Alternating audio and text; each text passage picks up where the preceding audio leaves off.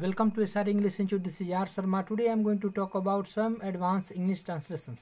यानी आज मैं कुछ ऐसे एडवांस इंग्लिश ट्रांसलेशन पर बात करने जा रहा हूँ जिनको देखने से आपको ऐसा लगेगा कि इनसे प्रश्न किया जाता हो, लेकिन ऐसे ट्रांसलेशन से हम लोग प्रश्न कर कर इनसे किसी निगेटिव भाव को एक्सप्रेस कर रहे होते हैं।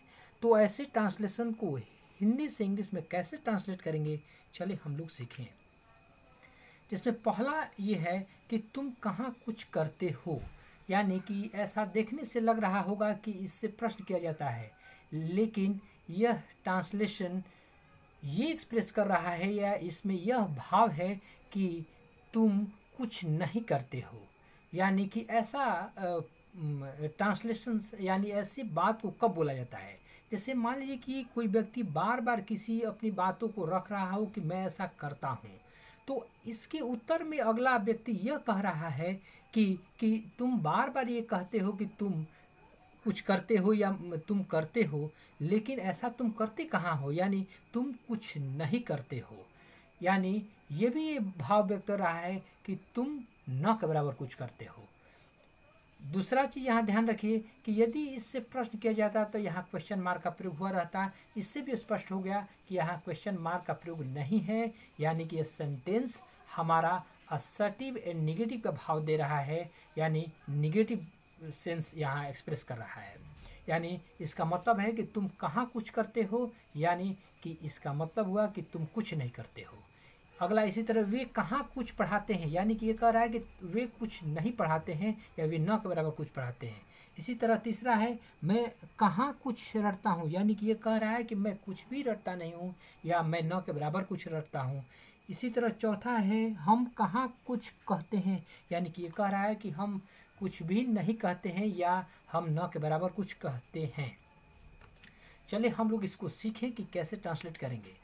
तो पहला जो ट्रांसलेशन था वो मैंने यहाँ लिया, जैसे तुम कहाँ कुछ करते हो।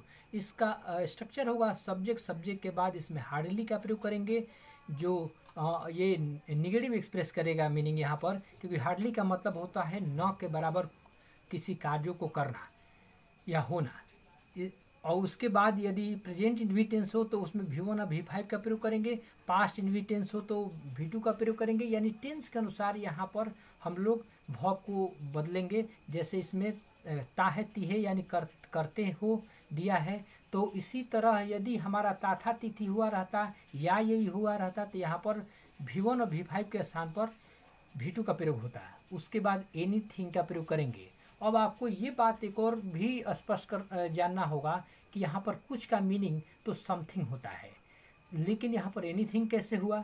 तो ध्यान रखिए, यदि कुछ का मीनिंग सम या समथिंग होता है तो इसका प्रयोग हम लोग असर्टिव सेंटेंस में करते हैं, लेकिन यहाँ पर हमारा हार्डली का प्रयोग होने से ये सेंटेंस निगेटिव है, इसलिए किसी निगेटिव सेंटेंस में सम या समथिंग का प्रयोग न कर कर वहाँ पर कुछ का मीनिंग एनीथिंग या एनी बॉडी का प्रयोग करने लगते हैं। यानी यदि कोई वस्तु की बात करता है, किसी चीज़ की बात करता है तो एनीथिंग का प्रयोग करते हैं, और कोई व्यक्ति की बात करता है तो एनी बॉडी का प्रयोग करते हैं।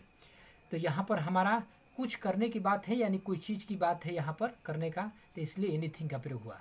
तो यहाँ ध्यान रखिए, सब्जेक्ट यहाँ पर यू है हिंदी में, और हार्डली एनीथिंग का यहाँ पर प्रयोग करेंगे जो कहाँ कुछ के अर्थ में होगा।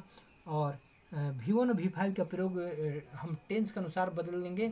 यहाँ पर करते हैं प्रेजेंट इमिटेंस में है, इसलिए V1 का प्रयोग या V5 का प्रयोग करेंगे। V1 का प्रयोग हमारा सब्जेक्ट यदि पुलर हो तो V1 का प्रयोग करेंगे, यदि सब्जेक्ट सिंगुलर हो तो V5 का प्रयोग करेंगे। यानी V5 का मतलब हुआ वर्ब में ऐसा यस लगाना, और V1 का मतलब हुआ कि वर्ब का बेसिक फॉर्म कहिए या मूल फॉर्म हो जाएगा। चलिए, तो हमारा पहला है यहाँ पर तुम कहाँ कुछ करते हो, यहाँ बनेगा यू हार्डली डू एनीथिंग। यहाँ मैंने बताया कि यू का प्रयोग कर देंगे सब्जेक्ट के रूप में, हार्डली का प्रयोग करेंगे उसके बाद, और डू वर्ब के अनुसार यानी कि हमारा टेंस के अनुसार वर्ब का प्रयोग करेंगे। यहाँ करते हो है तो प्रेजेंट इमिटेंस में है, इसलिए वर्ब का पहला रूप का प्रयोग यहाँ पर हुआ V1 के रूप में, क्योंकि इसका V1 का प्रयोग हम सब्जेक्ट यानी यू के अनुसार, यानी यू पुलर है इसलिए V1 का प्रयोग किए यहाँ पर, और एनीथिंग कुछ के अर्थ में कर दिए। अगला वे कहाँ कुछ पढ़ाते हैं, यानी कि वे क्या प्रयोग यहाँ पर जो हुआ है वो सिंगुलर के रूप में हुआ है। तो ध्यान दीजिए कि अपने से बड़ों को आदर देने के लिए वह के बदले में वे या वो का प्रयोग करते हैं। तो यहाँ पर वह का प्रयोग है, यानी वह का हिंदी यानी कि इसका इंग्लिश होगा ही। या यदि वो रहता है कि वो कहाँ कुछ पढ़ाते हैं, तो यहाँ पर भी मीनिंग बनता है वो का ही। और पढ़ाना का यहाँ पर टीचेज होगा, क्योंकि यहाँ पर ध्यान दीजिए यहाँ पर जो सब्जेक्ट है हमारा सिंगुलर है, इसलिए वर्ब हमारा सिंगुलर हुआ V5 का यूज़ कर, यानी V5 वर्ब का सिंगुलर रूप होता है। तो इसका हुआ कि सब्जेक्ट का प्रयोग ही किए, हार्डली का प्रयोग कर दिए और टीचेज का प्रयोग किए टेंस के अनुसार, और एनीथिंग का प्रयोग कर दिए कुछ के लिए। इसी तरह हमारा है अगला नेक्स्ट, मैं कहाँ कुछ रटता हूँ, यानी कि सब्जेक्ट के लिए आई है तो यहाँ आई हुआ, यानी मैं के लिए आई हुआ, और हार्डली का प्रयोग करना है। उसके बाद रिमेंबर का प्रयोग करना है, यानी कि रिमेंबर यहाँ पर रटना के अर्थ में हुआ और प्रेजेंट इमिटेंस में है, और V1 का प्रयोग हो, सब्जेक्ट आई होता है तो वर्ब का पहला रूप का प्रयोग किया जाता है, और एनीथिंग का प्रयोग कर दिए कुछ के अर्थ में। इसी तरह हम कहाँ कुछ कहते हैं, यानी सब्जेक्ट के रूप में वी का प्रयोग हुआ यहाँ पर, यानी कि हम यहाँ पर सब्जेक्ट है और यहाँ हार्डली का प्रयोग करना है। उसके बाद से यहाँ कहना जो अर्थ है, यानी कहते हैं यहाँ पर है, तो वर्ब का पहला रूप है यहाँ पर से, जो क्योंकि यहाँ पर सब्जेक्ट जो है पुलर है, इसलिए वर्ब भी हमारा से पुलर होगा V1 के रूप में। और यहाँ पर एनीथिंग का प्रयोग कर दिए हम लोग कुछ के अर्थ में। इसी तरह हमारा चारों यानी सेंटेंस को एक जगह पर प्रयोग किया गया, जैसे तुम कहाँ कुछ करते हो, यू हार्डली डू एनीथिंग। दूसरा है वे कहाँ कुछ पढ़ाते हैं, यानी ही हार्डली टीचेज एनीथिंग। इसी तरह तीसरा है मैं कहाँ कुछ रटता हूँ, आई हार्डली रिमेंबर एनीथिंग। इसी तरह चौथा और लास्ट वन है हम कहाँ कुछ कहते हैं, यानी वी हार्डली से एनीथिंग। अब मैं आपको कुछ सेल्फ एक्सरसाइज दे रहे हैं, यानी अपने से बनाने के लिए आप लोग प्रत्येक ट्रांसलेशंस को हमें बनाकर कमेंट बॉक्स पर कमेंट कर कर भेजेंगे।